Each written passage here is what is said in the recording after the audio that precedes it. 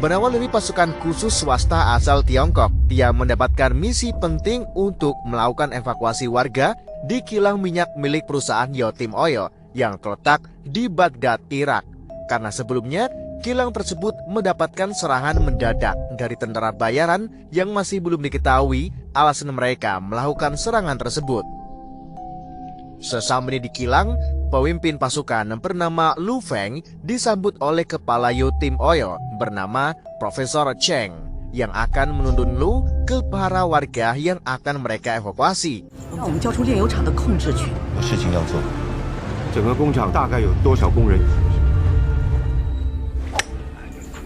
Sementara itu, di sebuah desa yang tak jauh dari lokasi kilang minyak, kita diperlihatkan seorang tentara bayaran sekaligus mantan anggota Expendable bernama Chris Van Horn dihampiri oleh adiknya bernama Henry yang juga merupakan tentara bayaran.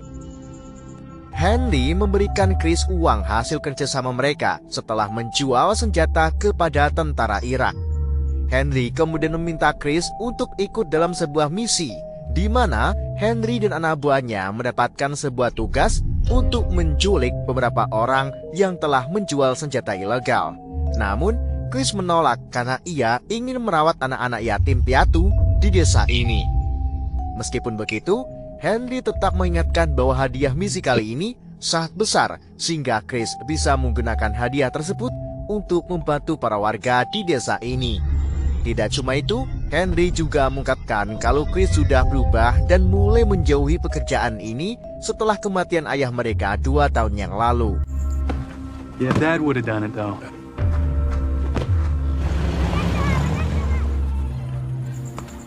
Setelah Henry dan pasukannya pergi, Chris didatangi temannya yang bernama Owen.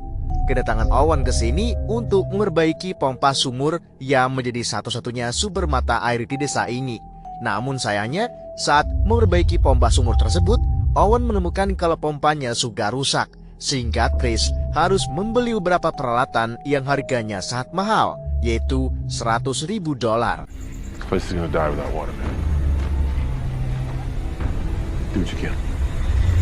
Malam harinya, Chris dihampiri oleh ibu-ibu bernama Soraya yang juga kebingungan untuk mendapatkan uang sebanyak itu. Melihat Soraya dan warga sekitar terancam kehilangan sumber kehidupan, Chris pun berencana menerima tawaran misi dari Henry.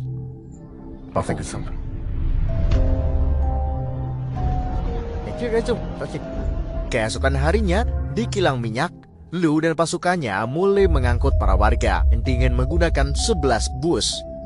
Dalam evakuasi tersebut, Lu bertemu dengan putrinya bernama Mai yang ternyata bekerja di kilang sebagai peneliti.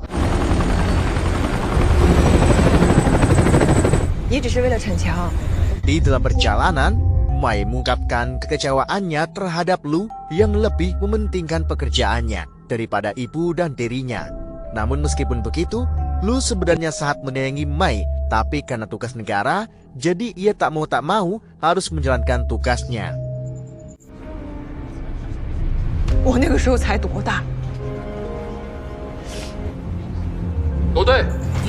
Di dalam perjalanan, mereka melewati jalan maut yang sebelumnya menjadi lokasi perang sipil. Lu lalu memutuskan melewati jalan tersebut karena memang jalan itu adalah satu-satunya jalan menuju ke jalan.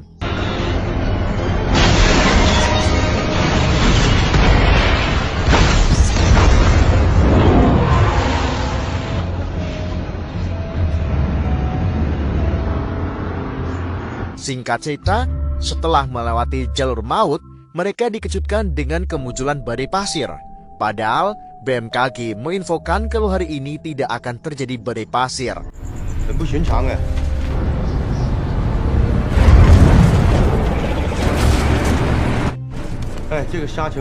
Saat melewati badai itu, tiba-tiba radio komunikasi hilang sinyal dan disusul dengan kemunculan beberapa mobil off-road. Ternyata mereka adalah Chris, Henry, dan para tentara bayaran yang akan menculik beberapa orang dari bus. My name is Knox.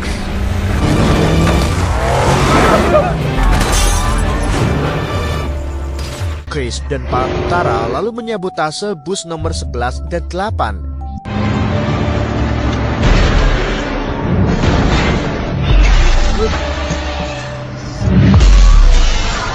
Mereka juga sempat bertarung dengan anggota pasukan, tetapi berhasil mengalahkannya, termasuk anggota wanita yang untungnya berhasil selamat.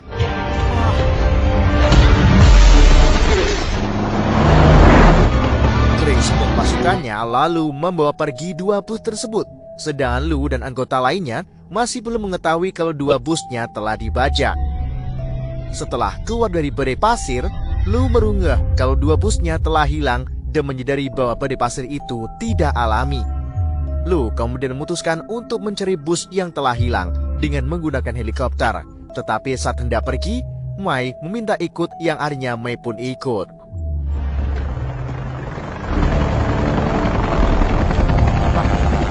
Mereka tak sengaja menemukan sumber badai pasir yang ternyata memang dibuat menggunakan mesin jet. Sementara itu, Chris dan Henry memindahkan 4 sandera ke dalam mobil mereka. Di sini, Chris sadar bahwa misi kali ini sangat janggal karena orang yang mereka sandera tidak terlihat seperti penjual senjata, melainkan penjual obat kuat. Singkat cerita, saat mereka membawa sandera tersebut melintasi lembah gurun, mereka ditemukan oleh salah satu anggota Lou bernama Shenwei. Shenwei pun langsung menembaki rombongan Chris dan berhasil meledakkan satu kendaraan. Akan tapi, Chris yang lebih cerdik langsung menghentikan kendaraannya dan menembaki Shenwei secara terus-menerus, sehingga helikopter yang ditumpangi oleh Shenwei hilang kendali lalu jatuh ke pegunungan. I got it! 我要破掉了！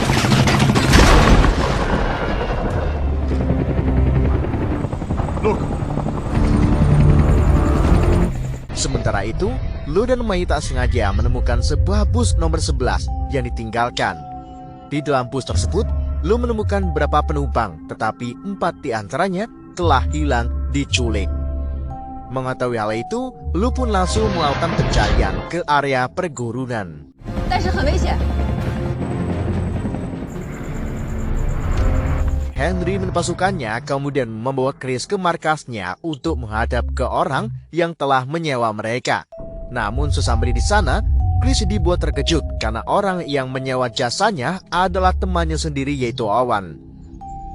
Owen memberitahu Chris kalau dirinya selama ini telah melakukan transaksi jual beli senjata tanpa sepengetahuan Chris. Namun yang membuat Chris bingung, kenapa Owen menyandera orang dari kilang minyak yang tentu saja tidak ada hubungannya dengan senjata. Owen pun mengungkapkan, yaitu karena alasannya karena ia ingin menyabotase kilang minyak dan menjualnya kepada pembeli gelap. Dan salah satu sandera yang mereka bawa adalah Profesor Cheng, di mana Cheng ini menjadi kunci penyaluran minyak ke kapal pembeli. Very, very thankful you could make it.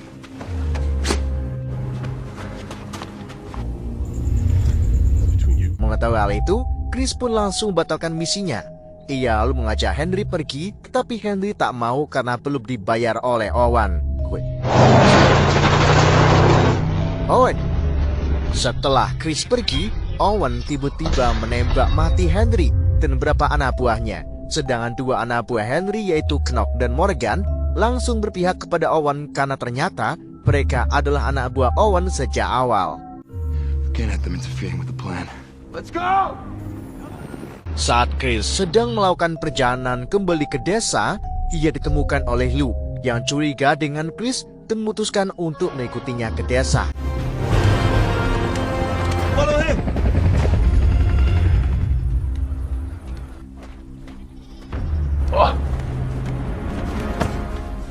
Sesampai di desa, Lou menemui Chris dan memberitahu kalau orang-orangnya telah hilang di gurun.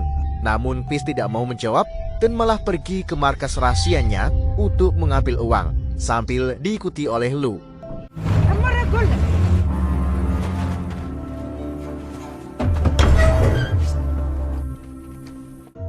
Sesampai di sana, Chris dibuat terkejut ketika melihat jasad Henry terkapar di dalam markasnya. Di saat itu juga, Lou datang dan terjadilah duel sengit antara keduanya.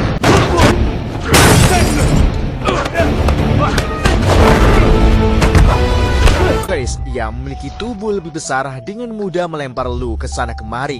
Tetapi meskipun begitu, Lou memiliki kelincahan yang membuat perduelan mereka terlihat imbang.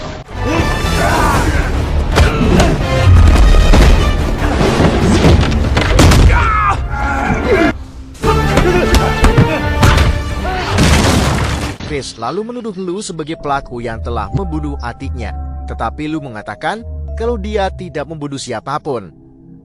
Pertarungan keduanya kemudian dihentikan oleh kedatangan militer sipil yang menaki senjata kepada Henry. Namun mereka langsung pergi saat Chris dan Lu tak sengaja melepaskan pemicu granat. Para militer itu lalu menembaki markas Chris yang membuat Chris serta Lu terpaksa harus bekerja sama untuk melawan mereka. 62. Give him to me. Hey, hurry up! Grenade! 2 daggers! It's in the bin! The bin! Okay. I put the bin already! What? Take a look. Setelah para militer itu pergi, Lu dan Chris membuat kesepakatan untuk menemukan orang yang telah membunuh Henry dan menculik orang-orang Lu. Come on.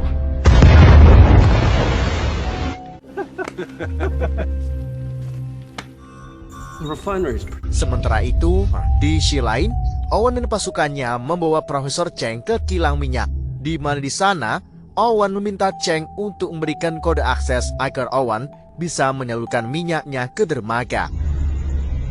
Owen lalu terus memaksa Cheng dengan membunuh sandera lain satu persatu.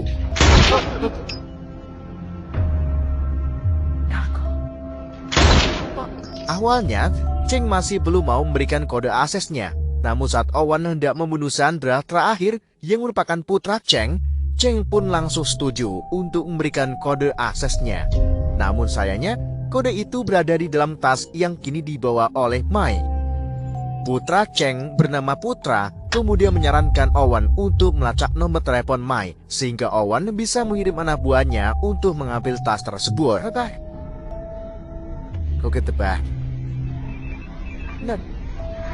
Sementara itu, Chris membawa Lu dan Mai ke desanya, di mana di sana Chris menunjukkan bagaimana dirinya menghibur para anak yatim agar mereka bahagia. No, that's the monkey. What's that?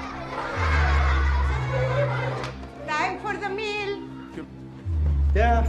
Setelah menghibur anak-anak, Chris dan Lu duduk di luar, di mana Chris memberitahu Lu kalau Mai adalah wanita termantap, tertopcer, tersedap yang pernah ia lihat.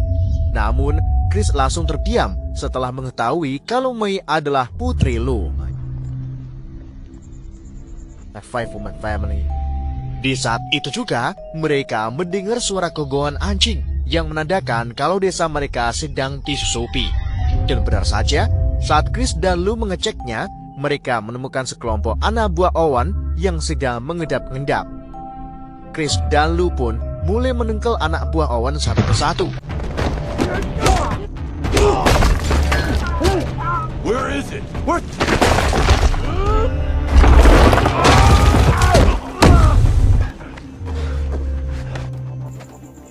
Chris dan Lu lalu berpencar, di mana saat Chris menaiki sebuah menara, ia ditembak oleh anak buah Owen. Tetapi untungnya, Chris berhasil menghindar sebelum menara itu runtuh.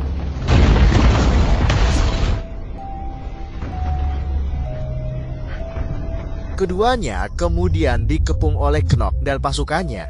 Namun di saat itu juga, para warga desa mulai berdatangan untuk membantu Chris. Meskipun begitu, Knock tetap tidak menyerah dan malah menantang mereka untuk berperang.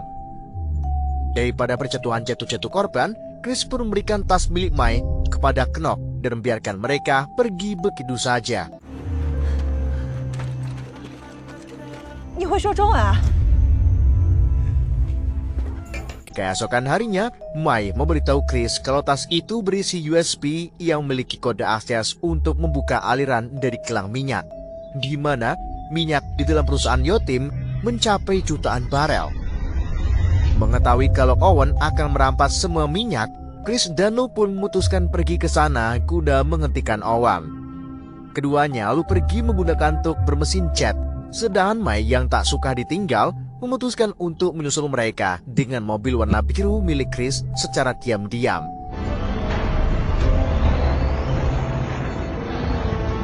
Sementara itu, Owen sudah kedatangan kapal tangki yang akan menampung semua minyak milik Yotim. Good work. Owen lalu mulai menyuruh Cheng untuk membuka alirannya. Namun sayangnya Owen harus memerlukan waktu 24 jam untuk menampung semua minyaknya. Gak lama kemudian, Chris dan Lou datang dengan menerobos pertahanan Owen.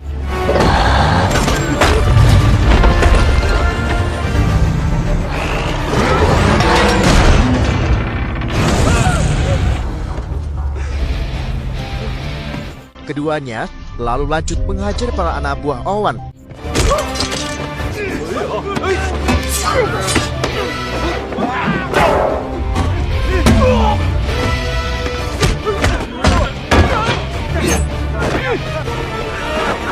Selagi keduanya bertarung, Owen memutuskan untuk pergi dari kilang dan meminta Clock untuk tetap menahan Cheng sampai semua minyak terkuras habis.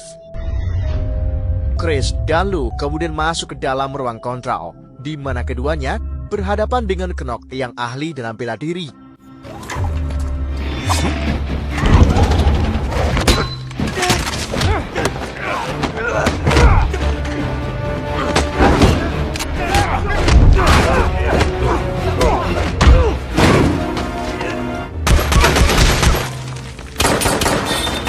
Dalam pertarungan itu, Lou meminta Chris untuk mengejar Owen, sedang dirinya akan berduel melawan Knock.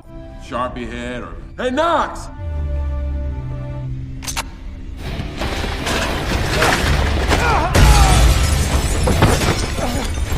Namun sayangnya, Chris terlambat karena Owen berhasil kabur sambil membawa 3 truk minyak. Untungnya, gak lama kemudian datanglah Mai sambil membawa mobil kesayangan Chris. Karena situasi sedang kacau, Chris pun minta Mai untuk mengejar Owen dengan mobil kesayangannya. Selagi Chris dan Mai mengejar Owen, Lou masih adu mekanik dengan Knock, di mana dalam pertarungan itu Lou menggunakan semprotan sabun untuk menjatuhkan Knock. Namun sayangnya, semprotan itu ucul dan menyebabkan ruangan mereka berada dipenuhi dengan gelembung sabun.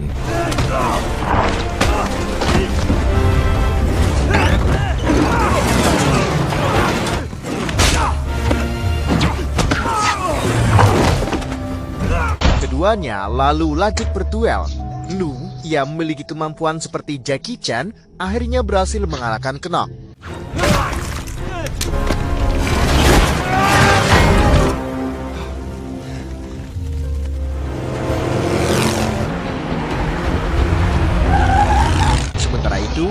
Chris dan Mai yang masih mengejar Owen mengalami kecelakaan karena mobil yang tumpangi mereka tidak cocok di medan yang naik mudun seperti ini.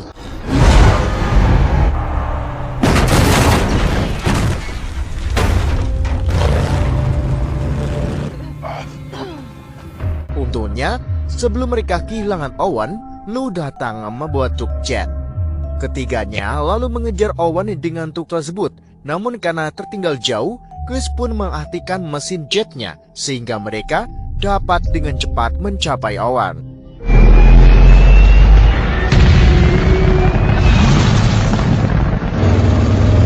Lou kemudian menabrakkan truknya ke tangki minyak dan menyebabkan 3 truk milik Owen terbalik lalu meledak.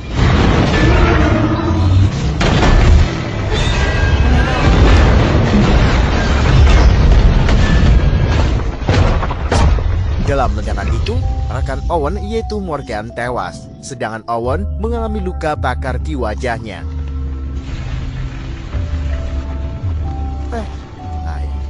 Owen lalu pergi melarikan diri dengan mobilnya. Memaksa Chris, Lou, dan Mai untuk menghentikan kembali mesin jetnya.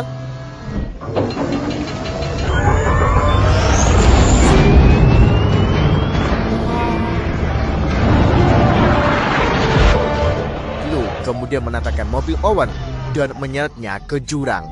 Sebelum truk tersebut masuk ke jurang, Lou berhasil mengikat kursi Mai sehingga keduanya berhasil selamat.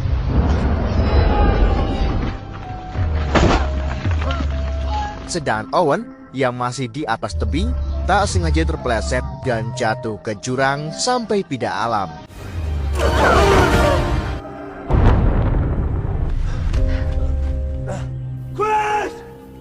Di sini, Lu dan Mei mengira kalau Chris ikut terbawa truk. Namun gak lama kemudian, Chris tiba-tiba muncul dari bawah tebing dengan keadaan sehat. Keduanya lalu berteriak minta tolong sampai ada angkot yang datang. I have an idea. Di adegan kredit, Chris dan Lu beserta pasukannya memperbaiki pompa sumur dan berhasil membuat pompa tersebut kembali bekerja, sehingga warga desa dan anak-anak bisa menikmati kembali sumber air bersih. Di saat itu juga, anggota Lu datang dan menyampaikan kalau mereka mendapatkan misi baru. Lu pun mengajak Chris bergabung yang kemudian diterima oleh Chris, dan film pun berakhir.